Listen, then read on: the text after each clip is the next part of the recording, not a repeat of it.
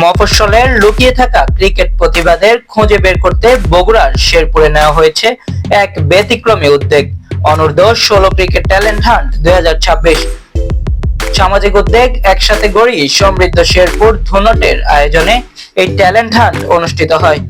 এর নেতৃত্বে ছিলেন উদ্যোগের উদ্যোক্তা আসিফ সিরাজ রব্বানী। শনিবার সকাল 9টা থেকে দিনব্যাপী বগুড়ার শেরপুর সরকারি ডিজে মডেল হাই স্কুল মাঠে চলে এই আয়োজন।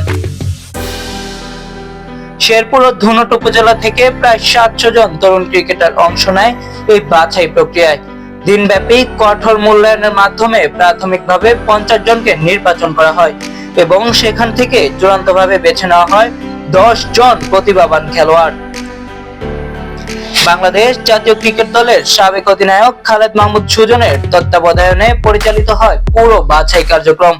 এতে সহযোগিতা করে বাংলা ট্র্যাক ক্রিকেট একাডেমি, যার পরিচালক আব্দুল মুক্তাদির।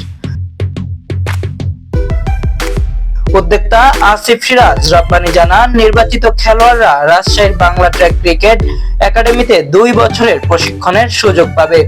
তাদের সকল ব্যয় বহন করা হবে ক্রীড়া বৃত্তির মাধ্যমে। সমাপনী অনুষ্ঠানে প্রধান অতিথি হিসেবে উপস্থিত ছিলেন শেরপুর ধুনট আসনের সংসদ সদস্য গোলাম মোহাম্মদ সিরাজ। তিনি বলেন, খেলাধুলা শুধু বিনোদন নয়, এটি একটি জাতির চরিত্র গঠনের অন্যতম শক্তি। তরুণদের সঠিক পথে রাখতে খেলাধুলার বিকল্প নেই। শেরপুর উপজেলা নির্বাহী কর্মকর্তা Saiduzzaman Himu, OC S M Moinuddin, উপজেলা বিএনপি সভাপতি শহীদুল ইসলাম বাবলু এবং সাধারণ সম্পাদক রফিকুল ইসলাম সহ স্থানীয় ক্রীড়া সংগঠক ও গণ্যমান্য ব্যক্তিরা উপস্থিত ছিলেন।